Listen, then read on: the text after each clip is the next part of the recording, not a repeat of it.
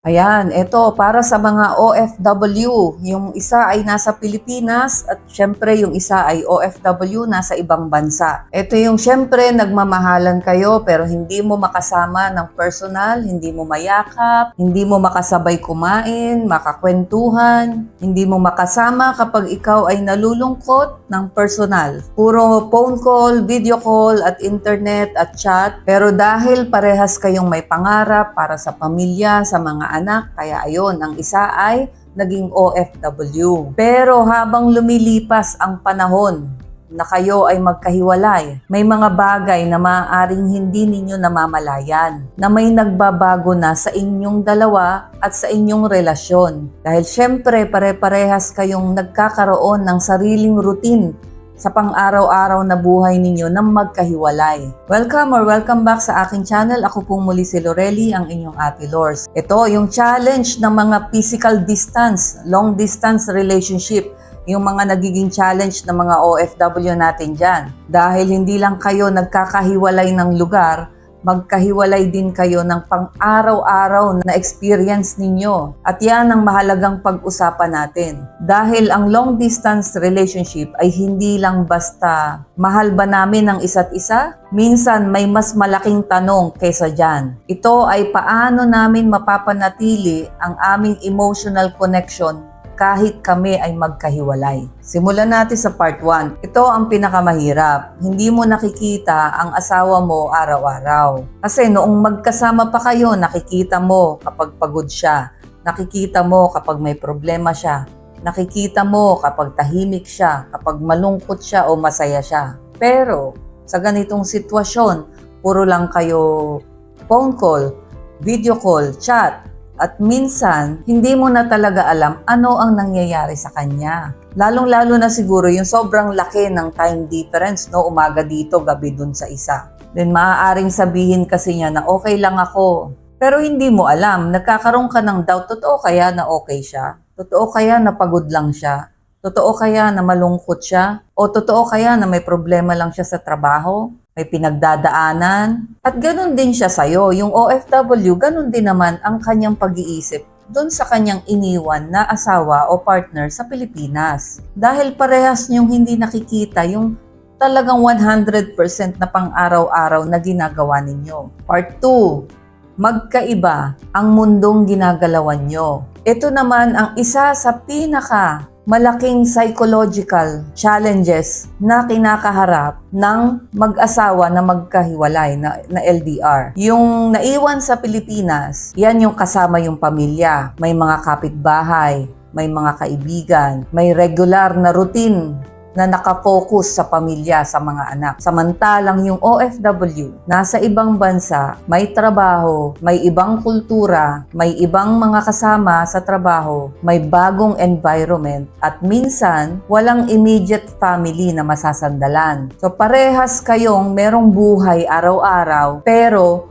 magkaiba ang buhay ninyo. Magkaiba ang ginagalawan ninyo. At habang tumatagal, mas dumadami yung mga experiences ninyo nang hindi kayo magkasama physically. Yung pangatlo, loneliness. Ito yung tahimik na kalaban. Ito hindi masyadong napag-uusapan to. Yung OFW ay maaaring makaramdam ng matinding kalungkutan. Kahit maraming tao sa paligid, kahit may mga bagong kaibigan, maaari pa rin talagang malungkot dahil wala yung taong gusto niyang makasama araw-araw. Samantala, yung naiwan naman sa Pilipinas ay maaari ring makaramdam ng kalungkutan, lalo na kapag merong problema sa mga anak, sa pamilya, may sakit ang anak, o simpleng may importanteng event na pupuntahan, wala yung kanyang kapartner o wala yung kanyang asawa, o simpleng gusto lang niyang mayakap yung kanyang asawa. At parehong may loneliness, parehas. Pero magkaiba yung paraan ng pagharap nila sa kalungkutan dahil magkaiba sila ng sitwasyon. Eto na, yung pang-apat. Bakit hindi ka nagre-reply? Dito madalas nagsisimula ang conflict ng mga magkahiwalay. Yung nasa Pilipinas, sasabihin niyan, bakit hindi ka nagre-reply? Yung OFW naman, Nagtatrabaho ako. Sasabihin naman nung nasa Pilipinas, isang message lang naman, hindi mo magawa. OFW naman, hindi mo naiintindihan kung gaano ko ka-busy dito, kung gaano ko kapagod dito. Dito, parehas silang may point. Pero parehas silang merong hindi na nami-meet na emotional needs ng bawat isa. Yung nasa Pilipinas, gusto maramdaman na mahalaga siya dahil atensyon ang importante. Yung isa naman na OFW, gusto naman niya maramdaman na maintindihan yung kanyang pagod. Kaya minsan, hindi talaga yung communication ang problema eh. Ang problema, yung interpretation ng bawat isa sa kakulangan ng communication. So, may kulang na nga sa communication tapos mali pa yung interpretation. Ito yung panglima. Kapag yung communication ninyo ay naging routine na lang, 'di ba? Sa umpisa na umalis yung OFW, mahaba ang usapan ninyo. Mahaba ang kumustahan, ang kwentuhan, namimiss ka. Pero pagkatapos ng ilang buwan, nagiging simple na lang. Kumain ka na ba? Nagpadala ka na ba? Kumusta mga bata? Ano oras ka uuwi? May kailangan sa bahay na bilhin. Practical communication na lang. Pero nasaan ang emotional connection? Minsan, nag-uusap kayo araw-araw pero hindi na ganoon kalalim ang inyong pag-uusap. Hindi kagaya ng dati. Ito pa, yung pang-anim, yung nagpapalit yung role sa pamilya.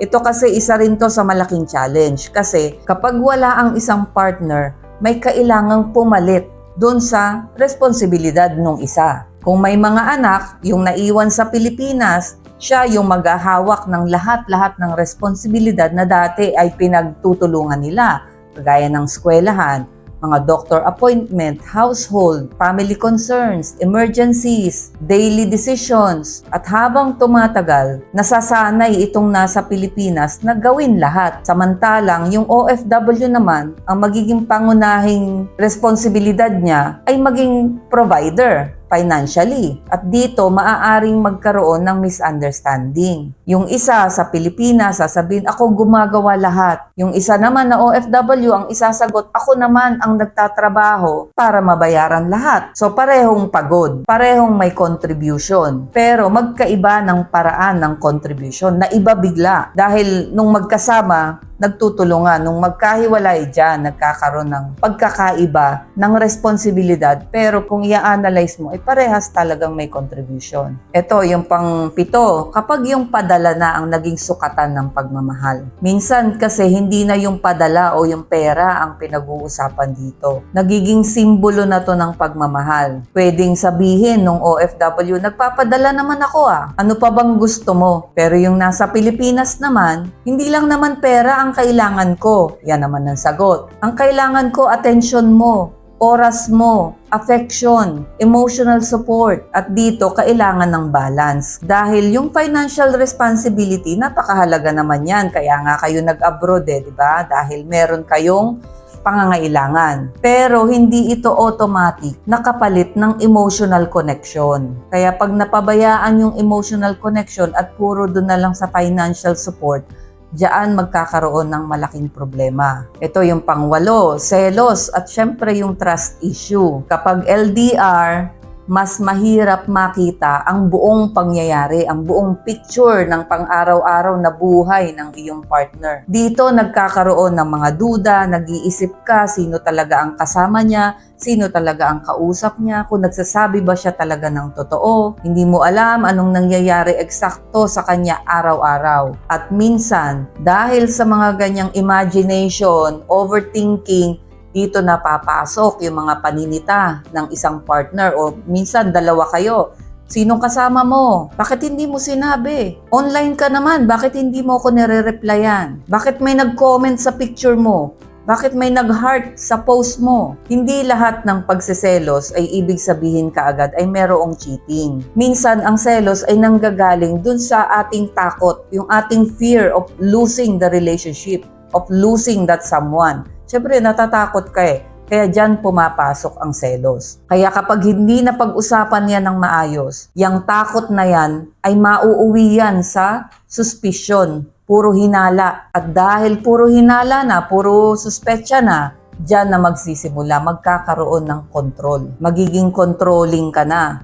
magiging ka na, bintangero, bintangera ka na. So, mahirap yan. Ito na, yung danger netong mamuhay ng magkahiwalay. Ito ang isa sa pinakamalaking risk kapag nagdesisyon ng isa sa inyo na maging OFW. Dahil hindi naman biglang nawawala ang pagmamahal na the moment na magkahiwalay kayo. Ito ay unti-unti. Dahil nga nagkakaroon ng dalawang mundo. Parehas kayong nagkaroon ng panibagong environment. At kapag nasanay ang bawat isa, maaaring magkaroon ng ganitong mindset. Kaya ko naman palang mag-isa. At oo, healthy ang independence. Pero ang relationship ay hindi lang tungkol sa pagiging independent mo. Ito rin ay tungkol sa interdependence. Ibig sabihin, kaya mong mabuhay ng mag-isa, pero mas pinipili mo na makipag-connect pa rin sa iyong asawa at umasa sa kanya in a healthy ways. Ito na, part 10, kapag umuwi ang OFW. Ito, nagiging challenge din to. Kasi minsan, kapag umuwi yung OFW, excited yan. Iniisip niya, finally, makakasama ko na ang pamilya ko. Makakasama ko na ang asawa ko. Pero yung partner sa Pilipinas, matagal nang nasanay dun sa kanyang sariling routine araw-araw. May sariling paraan na siya ng pag-aalaga ng mga bata, pagmamanage ng bahay, may sariling schedule, at bigla babalik yung OFW. Then, diyan kailangan na namang mag-adjust uli. Minsan, yung inaasahang reunion ay nagiging adjustment period. Hindi naman ibig sabihin na hindi na nila gusto yung isa't isa, hindi na nila mahal yung isa't isa. Kailangan lang nila ulit mag-adjust at matutong magsama uli. Dahil ang daming ang nagbago. Ang daming ang nakasanayan na nitong naiwan sa Pilipinas, tapos darating yung OFW, eto na naman. So, dito talaga, may challenge dyan. Kailangan ay mapag-usapan yan para hindi kayo mauwi sa pag-aaway. Nasa bakasyon na nag-aaway pa. Imbes na nagbabakasyon, ay nagkakaroon ng hindi pagkakasunduan. Ito na, paano nyo papanatilihin na buhay yung inyong relasyon kahit na kayo ay magkalayo? Una, huwag nyong gawin na parang nag-a-update lang kayo, yung communication nyo araw-araw. Hindi lang yung nasaan ka na, kumain ka na, anong oras ka uuwi. Magtanong din kayo tungkol sa talagang nararamdaman ng inyong partner. Kamusta ka naman ngayon? Ano ang nararamdaman mo? Number 2, magkaroon ng intentional na couple time. Kahit na online yan. Hindi naman kailangan buong araw. Kahit 20 to 30 minutes sa loob ng isang linggo ay meron kayong quality time together. Like manonood kayo ng movie together online. Or mag-games kayo, maglalaro kayo, or kayo lang talagang dalawa, maggawa kayo ng activity. Huwag kalimutang mag-date kahit long distance. Yung video dinner, 'di ba? Movie night, online games, kagaya ng quality time. Ito, importante ito. Hindi man physical, pero maaari pa rin kayong magkaroon ng intentional connection gamit ang internet. Magkaroon ng financial transparency. Pag-usapan ang tungkol sa kinikita, magkano ang ginagastos, yung mga naiipon, yung padala, yung utang, 'di ba? May mga bayarin pa, future plans. Huwag hayaan na maging source ng resentment ang pera. Ito, importante to. Sa bawat isa, magkaroon kayo ng boundaries sa opposite sex na kaibigan ninyo. Hindi naman ibig sabihin na bawal na magkaroon ng kaibigan kapag naka-LDR kayo. Pero kailangan malinaw. Magsiset kayo ng boundary ninyo. Pag-uusapan nyo yan.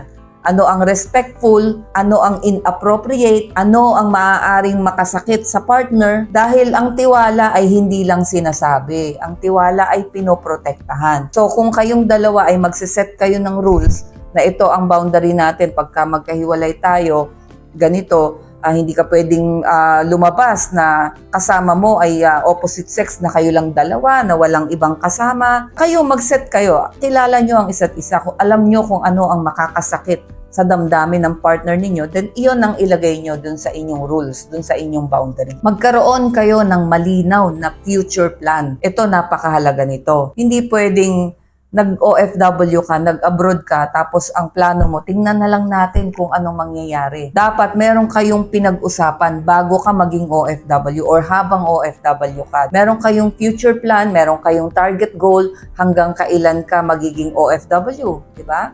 Yung LDR arrangement nyo, hanggang kailan yan? Tuwing kailan ka uuwi? Ano ang financial goal ninyo? Makapagpatayo ba ng bahay? Makabili ng sasakyan? Mapagtapos ang mga bata? At anong buhay ang gusto ninyo pagkatapos maging OFW? Dahil mas madaling tiisin ang distansya kapag alam ninyo kung saan kayo tutungo, kung ano ang goal ninyo. So madaling tiisin yung long distance relationship na yan. Pag parehas kayo ng tinatahak, parehas kayo ng tinatarget, parehas kayong nag-set ng goal ninyo. Tandaan natin na ang pagiging OFW ay maaaring maging paraan para mabigyan ng magandang kinabukasan ng ating pamilya. Pero wag nating kalimutan na habang nagtatrabaho ang ating partner abroad at habang pinamamahalaan naman ng ating asawa yung buhay sa Pilipinas, parehas pa rin kayong nangangailangan ng relationship, ng healthy relationship, hindi lang ng pera, hindi lang ng communication, at hindi lang ng commitment. Kailangan nyo ng presence, kahit virtual, understanding, kahit magkalayo, tiwala, kahit maraming temptation at uncertainty. At higit sa lahat, isang malinaw na dahilan bakit sulit ang pag-iintay. Dahil ang long-distance relationship ay hindi lang tungkol sa kung gaano kayo katagal magkalayo. Ito ay tungkol sa kung paano ninyo pinananatiling magkasama ang inyong puso at inyong buhay kahit na kayo ay magkahiwalay. Kaya sa mga nasa ganitong sitwasyon, huwag ninyong hayaan na lumaki ang distance ninyo bago ninyo pag-usapan ang relationship. Huwag nyong hintayin ang silent treatment. Huwag niyong hintayin ang cheating. Huwag niyong hintayin ang resentment. At huwag ninyong hintayin na maging strangers kayo sa isa't isa bago ninyo maalala kung bakit kayo nagsimula na magkahiwalay, na maging OFW. Ang pera ay maaaring maging dahilan kung bakit kayo nagkalayo. Pero ang healthy na relationship ang dapat na maging dahilan ninyo kung bakit sulit ang lahat ng sakripisyo ninyo. Ayan, kung nakarelate po kayo sa video na ito, I hope ay pakishare sa ating mga OFW at sana ay makatulong. Ganon din po dun sa mga may pinagdadaanan at nangangailangan kayo ng coaching, maaari nyo po akong i-email. Meron pong one-on-one coaching si Ate Lors. So maraming salamat po sa inyo. Paki-subscribe na rin po. Thank you so much and God bless everyone.